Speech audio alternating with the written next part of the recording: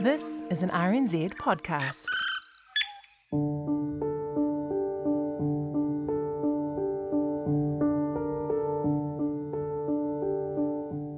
It's fair to say that the prosecution just kind of focuses on that, maybe unduly, but that's what they set out to prove, that acrylamide was the cause of the professor's deterioration in health. Hi, I'm Jesse Mulligan. I'm host of the Daily Afternoons program on RNZ, and you're listening to Crimes NZ, where I talk to people who are connected in some way or other with serious crimes that have happened in New Zealand. In this episode, I talked to Lady Deborah Chambers, QC. She presented a documentary on the case which became known as the Poison Professor, where Dr. Vicky Calder was accused of poisoning Professor David Lloyd in Christchurch in 1992. The two main players are Dr. Vicky Calder, who is a biologist at Christchurch Medical School, and Professor David Lloyd, who really was a very eminent professor. He became a Fellow of the Royal Society in London and was considered to be an outstanding researcher, popular teacher, had a Harvard PhD. They had all the bells and whistles between them, and they were in a 6-year de facto relationship. And then in June 1992, they go off together to London, in fact, for him to become the Fellow of the Royal Society. Then he goes home via California, comes home, Dr. Calder meets him at the airport, and he tells her pretty soon afterwards that, in fact, he's met another woman, Linda Newstrom, and he's fallen in love with her, and it's all over, and he's out of the house within 6 days. Now, Vicky Calder was scorned, of course, but she does a lot more than what most of us do in those circumstances. She writes numerous letters to him, which are angry, sometimes using a pseudonym. She lets down his tyres. She leaves signs on his windscreen in the university car park, and she cuts up his shirts and trousers and shoes that were still in her wardrobe. So that is the background, and that all happens in June, and he becomes seriously ill in December 1992, and he tells people he thinks he's been poisoned. So then he goes off to hospital after a period of time where he's kind of deteriorating. Dr. Calder visits him and is seen giving him a glass of water. And then later that day, after she's visited him, he goes into a coma. He deteriorates really quickly, and he stays in a coma until 1993. Then he regains consciousness, and gradually his health does improve as his life goes on. But he actually died in 2006. So she gets charged as you've said, with attempted murder, alternatively poisoning with intent. And the first trial, jury's hung. They can't make up their mind, can't make agreement. Second trial, Dr. Calder's found not guilty. So that's a summary of the background events. Yeah. When did police start suspecting that that his illness may have something to do with neurotoxin? Well, actually in about January 1993, because one of the doctors treating him starts to think there's something really odd here. So they start running a battery of tests. And in fact, one of the I think it's that same doctor who happens to come across a paper in regard to acrylamide, which is a pretty obscure substance, and he thinks that the professor's symptoms are consistent with acrylamide poisoning, and it's fair to say that the prosecution just kind of focuses on that, maybe unduly, but that's what they set out to prove, that acrylamide was the cause of the professor's deterioration in health. So it is quite a long time before she's arrested. But the reason for that is that the Crown and the police go off on a worldwide search for information about acrylamide because there's only a small amount of scientific expertise worldwide on that substance. And and to be fair, the science was pretty unclear. It was a one-off. There were no other cases like this in the world. And so they really went all out to try and see if they could prove this, and that was long and complicated and expensive, and as I said, involved experts from all over the world. And presumably they had Vicky Calder in their sights the whole time. She would have been the, if someone had used a poison on David Lloyd, she would have been the one they were looking at. Well, I don't know that for sure, Jesse, but when they come to trial, it is certainly the prosecution's case that Dr. Calder had the motive, had the opportunity, had the knowledge, had access to acrylamide from the medical school. They also had evidence from witnesses who testified that she'd been furious with Professor Lloyd and was familiar with toxins such as acrylamide. And of course, they had the letters that I spoke about, which established how angry and, in fact, at times deceitful she'd been. So that kind of evidence, I assume, as you say, was available to the police pretty early on. So it wouldn't surprise me if they were looking at her very early on as well. No other obvious motive for poisoning him, but of course the defence case was that he hadn't been poisoned. The defence case was, look, this is a post-viral deterioration caused by nature, not by deliberate poisoning. So that's what their case was. So they didn't need to point to a motive or an alternative person running around trying to knock off the lovely professor. So that's what the two sides argued. So tell us about the trial then.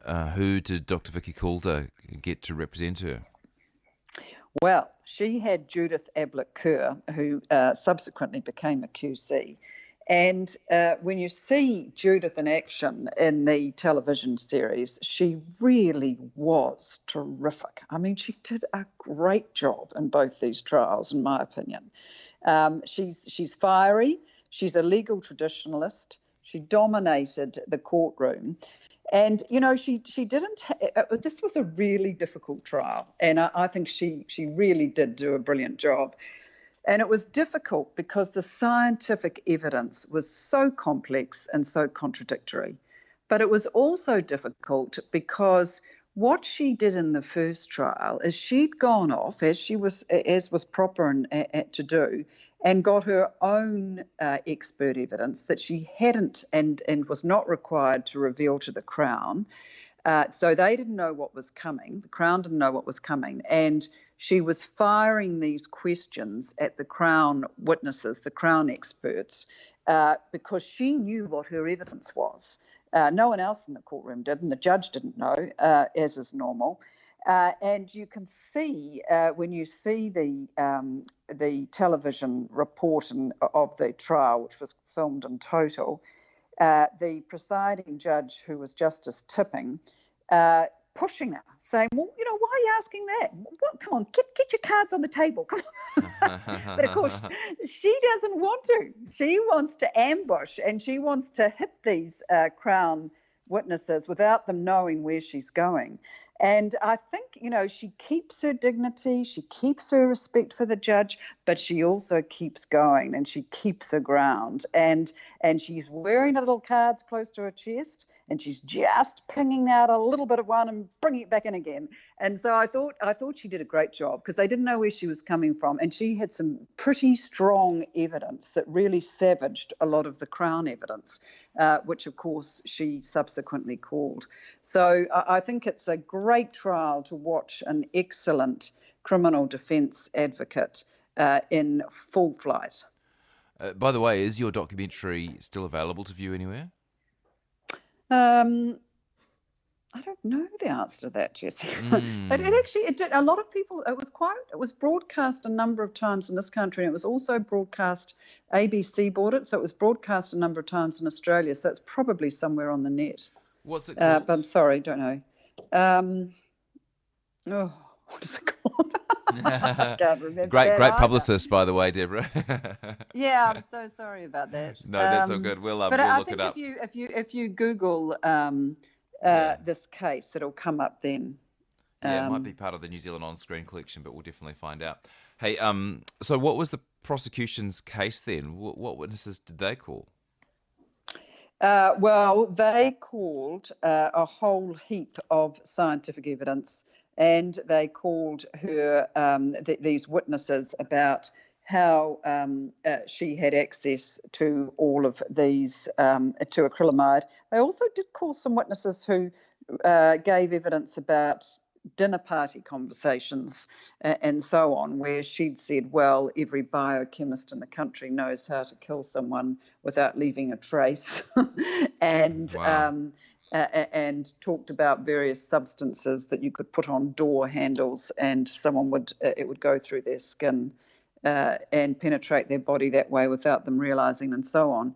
And then they called this evidence on acrylamide. Now, the problems for them, first of all, the good things the things they had in favour of guilt, was that they had these absolutely outstanding statistics, which were that the professor's hair samples showed a peak in acrylamide concentration bang at the time he first felt ill, and his blood samples contained 800 times more CEV, which is a byproduct of acrylamide, than a normal healthy individual.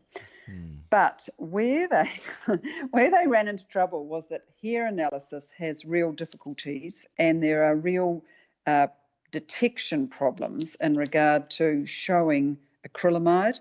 Acrylamide, by the way, charmingly, can be flushed from the body within hours or days of being exposed to it. And a lot of their science, including hair analysis, was very new and based on evidence that was complex and contradictory and not scientifically established evidence. And that was because, to be fair to them, this was very new. This was this was a one-off. But it wasn't, proving acrylamide poisoning was really difficult because there's no biomarker for it. There still isn't one that's agreed.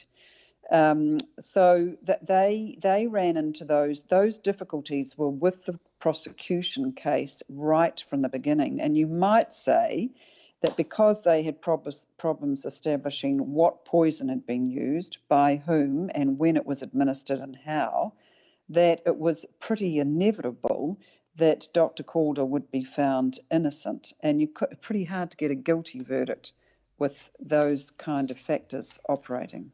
Yeah. Out of interest, by the way, are hair samples more accepted or less unfamiliar now in court trials?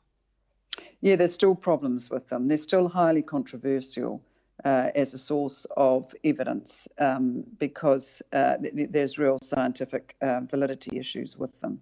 Okay. So it remains a problem. This was a jury trial, was it? Yeah, both were jury trials, yes.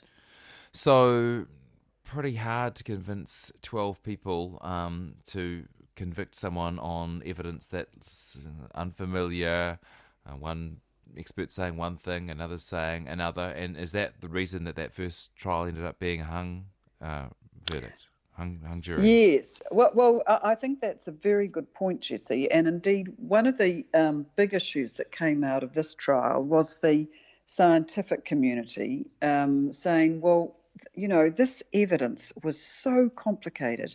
How can you expect a lay jury to properly assess it? It is just ridiculous.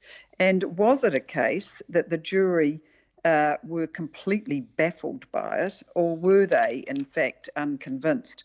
Now, Judith Ablett-Kerr, I know afterwards, said, well, both counsel used graphs and charts and analogies to try and aid the jury, and she thought that the jury understood it well enough. But that I find that a little bit hard to believe, because I mean we're talking weeks of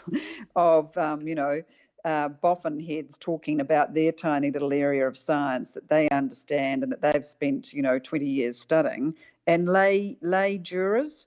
The scientific community and others said, well, look, if you're going to kind of decide people's guilt or innocence basically on scientific evidence, there's got to be a better way of doing this. And maybe you have an independent scientific body which assesses the validity of the scientific evidence and they give evidence, or an independent scientist who sits with the judge and assists the judge on it. I mean, the judge wouldn't have known whether this evidence was valid or not. So it's really the blind leading the blind. And I think there is an argument there for this kind of evidence. I mean, are juries suitable for this? I mean, I wouldn't begin to understand it. I mean, there's a kind of it's very odd, isn't it, the way the people who decide the guilt or innocence of others are likely to be in the category of people who couldn't understand the evidence. 100%. Yeah, terrifying. Yeah. Now, by the way, we have found your documentary. It's called The Trial, Crown versus Calder, and it's on the Ngā Taonga Sound and Vision, the Sound Archives website, and so we're putting it up onto our website now for people who would like to view it. Hung jury. Excellent. A hung jury, and then was there any question about whether they were going to go for a second trial? No, I don't think there was. I think they definitely, as far as I know, they just went straight to a second trial, which is normal with a hung jury and with serious charges. That's normal. And did anything change about the respective cases of the prosecution and defence? The big thing that changed was that the Crown said, there's evidence which suggests to get this sick, the professor would have had to have had a second dose. So what they were trying to say was that there was a dose initially when he became ill, and then when Dr. Calder visits the professor at the hospital where he's still conscious but not at all well, and gives him a glass of water, and then you'll recall I said that he subsequently became unconscious later that day, that was a second dose. So there was a change there, and you can see, though, how strong that circumstantial evidence is. I mean, it seems a remarkable coincidence, doesn't it, that she visits and then he goes into then he deteriorates rapidly. But one of their problems was the prosecution that no one could place Dr. Calder with Lloyd on the day he became ill. So that was a problem for their case as well. But that was the big change, that there was 2 doses, not 1, which, if it were true, would make it a particularly nasty crime, you might think, if it were true. Presumably Vicky Calder didn't appear as a witness at all? No, she didn't. Okay. So as to that second trial, we've now got some archived audio from Checkpoint, courtesy of the Sound Archives, Ngā Taonga, after the jury in the retrial returned its verdict of not guilty in April 1996. And this is Judith Ablett-Kerr being interviewed by Linda Dodge. You must feel exhausted. Yes, I am. It's been a long trial and it's been hard work too. A great personal victory, though, for you. Well, I think it's probably a victory for the justice system at the end of the day. how did you feel going into this trial for the second time? What were your feelings that first day of this trial? Well, no lawyer looks forward to a second trial. Second trials are notoriously difficult because you've done it all before, and the thought of having to do it all again is just a bit much. But we did it. You did indeed. And what's Vicky feeling at the moment? Well, she's delighted that it's all over. I mean, it's been 3.5 years, and she's just been waiting for this day, I suppose, and I think that she's delighted that it's over. Do you know what her plans are for the future? Oh, no, I think she's got to take a few days to think about that. I think that, her words to me were that you can't really think beyond the end of the trial in this sort of situation. And I think she's probably right.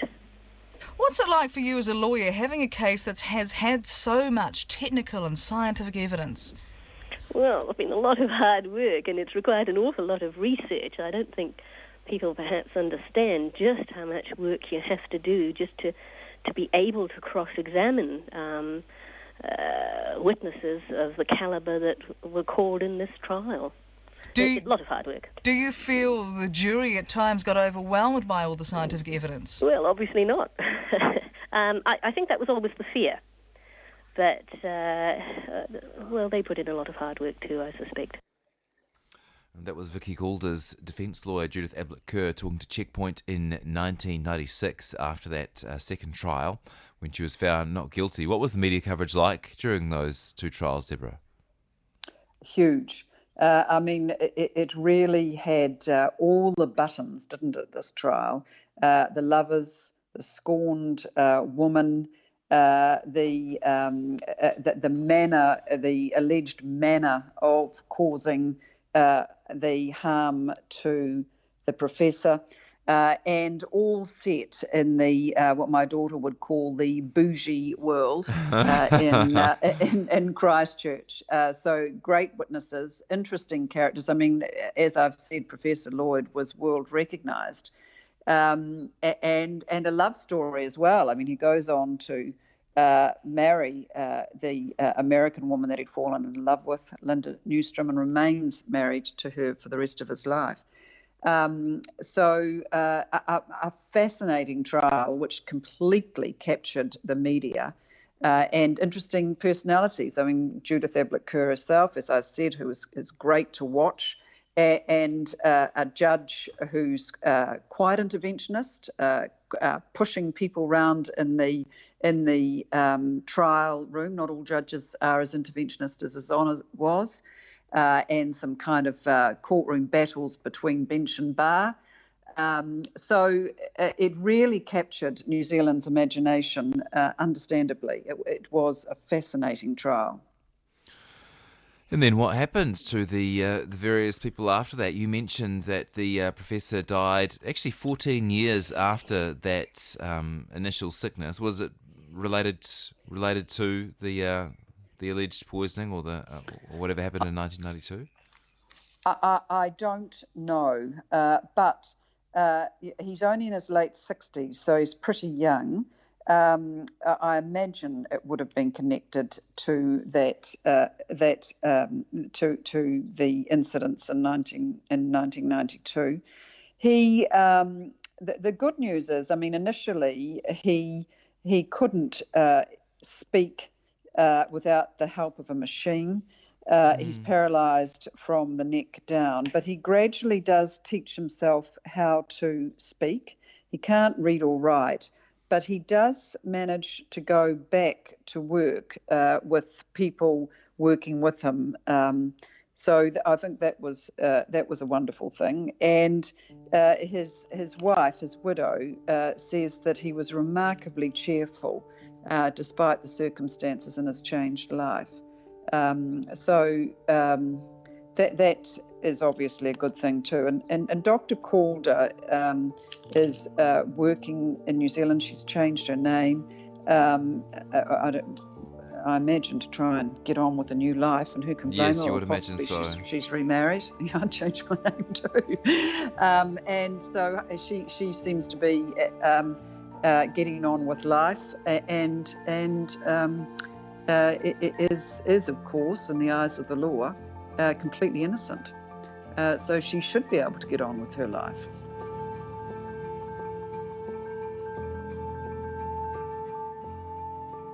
You've been listening to Crimes NZ with me, Jesse Mulligan. There are more episodes of the series on the RNZ podcast page, or you can get them through your favourite podcatcher like Apple, Google, Spotify or iHeartRadio.